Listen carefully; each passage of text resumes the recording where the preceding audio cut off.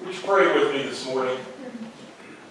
Here I stand again this Sabbath, God, praying that you would put me behind the cross, that only Christ might shine forth. Amen. How many of you here this morning are former or present 4-H members? I want to see a show of hands. I know some of you are. Wow, a lot more than I thought. A lot more. How many of you have ever raised a lamb for a 4-H project? I see one. I kind of figured you did. Anyone else? What can you tell us about sheep? They are one of the dumbest animals. They are one of the dumbest animals. Oh no, really? Truly. Out of the 3 species that you showed, I would have to say the sheep are the dumbest. Yeah. The sheep are the dumbest. Oh, okay. Well, I want to repeat something from my pastor's note this week, that I was always under the assumption that sheep are dumb. I mean, that's the impression I had.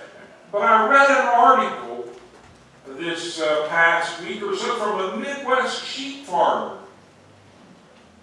And I found out that this myth of sheep being dumb has always been perpetuated by cattlemen. Now, I know you raise cattle. Cows are my number 1 choice, just saying. Yeah, okay, just saying. You know, sheep don't act like cows. Cattle can be driven. Sheep have to be led.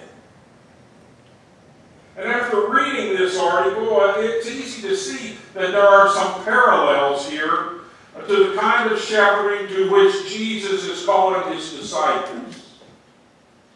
You know, it's a life that requires apprenticeship, learning from others and one's own mistakes.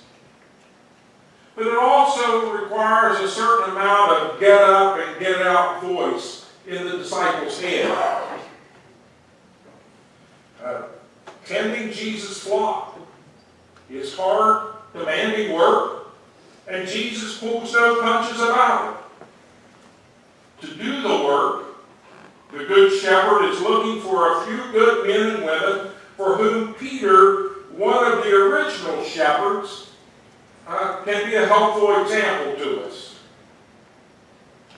Jesus asked Peter the same 3 questions. Do you love me?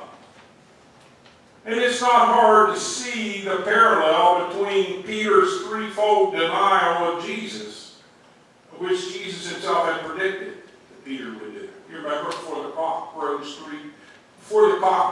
you will have denied me 3 times. And those 3 questions sort of act like a kind of restoration of Peter to his standing as a disciple. But also they act as a commission for a new kind of work that Jesus wanted him and other disciples to do. Unlike the other 3 Gospels, there's no indication here that Peter is the primary or the lead disciple upon which the church is built. The task that is given to Peter in this passage of Scripture is the same that is given to all the followers, to feed and tend the lambs. Peter knew what it was to be a fisherman. When things got confusing for him after the resurrection of Jesus, he easily went back to what he knew. Remember, he told the disciples, I'm going fishing, in the passage that we just heard. I'm going fishing. It was easy for him to fall back on what he knew. But Jesus had shown him that being an expert fisherman wasn't enough. The story of the miraculous catch of fish is possible only because Jesus is the one who directs the fishermen on how to do their work. Cast the net off the right side. There are commentators who believe that this is an evangelistic parable pointing to reaching reaching out and bringing folks in to faith in Christ. The disciples had learned how to fish for people by following Jesus. But what do you do? What do you do with them, folks, after you get them caught? Huh? What do you do with them after you get them caught? And this is where Jesus is going to change the paradigm from fishing to shepherding. Two ancient ways of making a living coming together to form a way of life for his disciples. Earlier in John's Gospel, Jesus revealed that he was the Good Shepherd. And now he's building a guild, if you will, of under-shepherds to carry on the work for generations to come. Shepherds who will tend and feed the flock. And notice that Jesus begins this exchange this morning with Peter by calling him by name, Simon, son of John. A reminder that sheep always respond to the voice of the shepherd, to the voice of the Good Shepherd. And likewise, Peter and the other disciples will be given a new commission to call Jesus' sheep by name and to feed them with love. I give you a new commandment, Jesus told them, that you love one another. Just as I have loved you, you should also love one another. By this everyone will know that you are my disciples, if you have love for one another. To feed Jesus' sheep means not merely to gather them together like a net full of fish, but to nurture and care for them. One is a momentary haul. The other is a lifetime commitment. In changing the metaphor and expressing it 3 times, feed my sheep, tend my lambs, Jesus hammers home the point. Peter and the other disciples, he hammers on this point, that Peter and the other disciples will be in the shepherding business for the long haul. Will experience sacrifice and self-denial. Will often find it dirty and difficult work. And will need to get up and get out. And the same is true for all of us who follow Jesus. While the word pastor implies that he or she is a shepherd, the truth is that the shepherding task is for all who follow Jesus. Not just for the person who sits in this chair or stands behind this pulpit, but for all who follow Jesus. All of us have a particular flock that we tend. You may not have thought of it this way, but we all have a flock that we tend. Be it a family, a group of co-workers, a circle of friends. And feeding them and tending them is a key commission for any Christian. So how do we feed the sheep? Shepherding is a commitment to a life of hard, dirty, and sometimes dangerous work. Feeding sheep isn't just a part-time occupation. It will require a full-time life of sacrifice. So the first rule of shepherding, here it is. It's not about you, it's about the sheep and the lamb. First rule of shepherding. A real shepherd knows that the sheep must be fed and the lamb cultivated to feed them. And that often means sacrificing one's own agenda to get up and to go out into the field no matter the weather or the day. In a shepherd's life, the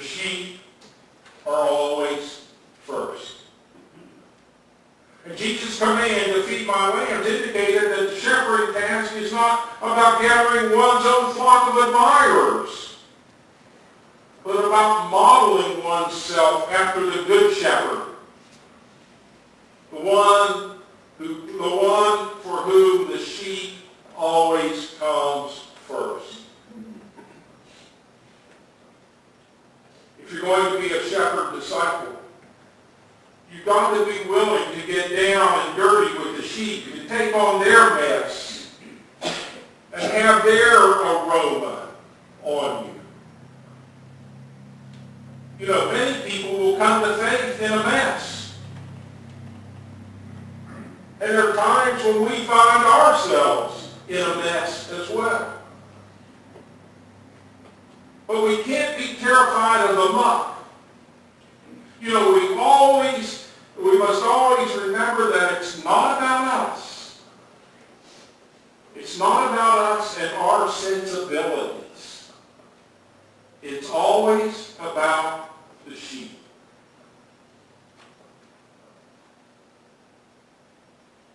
The second rule of shepherding is this. Sometimes you can't win. Sometimes you just can't win. No matter how badly you want to win, you just can't win. You know, working with sheep and working with the land means that there are lots of things that are out of our control. Things like weather or disease that hits a flock, and despite all of our hard work and our best efforts, everything doesn't always go as planned. We love it. I love it. If being a disciple and a good shepherd meant that we could expect everything to work out well all the time. But the truth is we're never promised that. Sometimes the sheep in your care will go astray. Sometimes we ourselves are struck by disease and pain and failure. But the reality of the disciple shepherd is that even in dying we win. Peter's death would glorify God. And Jesus' own death was the means by which God defeated evil and sin and death and the ultimate victory. In losing our lives, either spiritually in the service of others, or physically in dying for Christ, as many Christians around the world are doing today, in losing our life, either spiritually or physically, we are winning. No greater love than this, to lay down one's life for one's friends, Jesus said to his disciples. A good shepherd always lays down his life for the sheep. The ultimate expression of loving one another as Christ has loved us is found in giving our lives away for others and letting God be glorified in the victory. It's not about us. It's about the sheep. Peter's road to be a shepherd would be a hard one. Jesus even predicted in the passage that Peter would die because of it. But what about others? Looking around with the others Jesus had chosen to be shepherds, Peter spied a disciple whom Jesus loved and immediately wondered, Lord, what about him? What about him over there, you know? You know, it's easy to give in to the temptation to compare our brand of shepherding, our flock, our church, and our work to someone else's.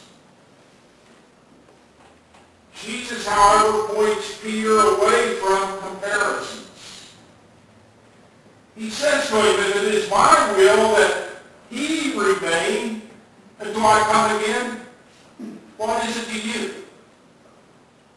Follow me.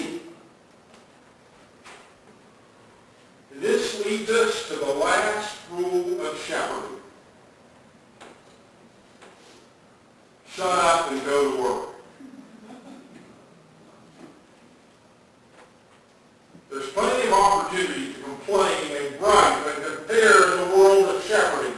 And it's tempting to look over the fence at another's flock and wonder about your own. It's tempting to want to stay in bed instead of getting up to head out on a wet, freezing morning to check on the land or whine about how hard it all is. But real shepherds shut up and go do the work anyway. The work of loving others as Christ has loved us will always be difficult. And it will always be tempting to complain and compare.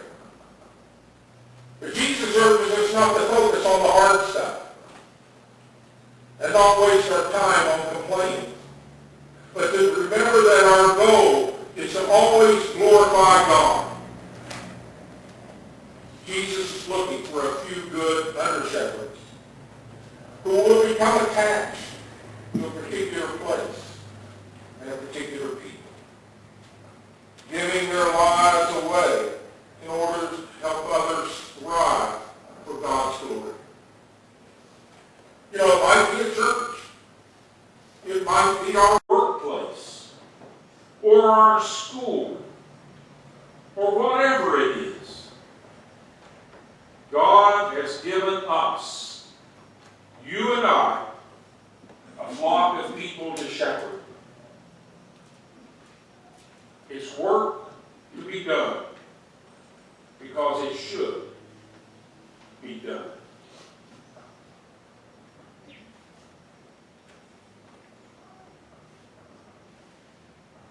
This is what Jesus' shepherd would command: to feed my sheep 2 meals.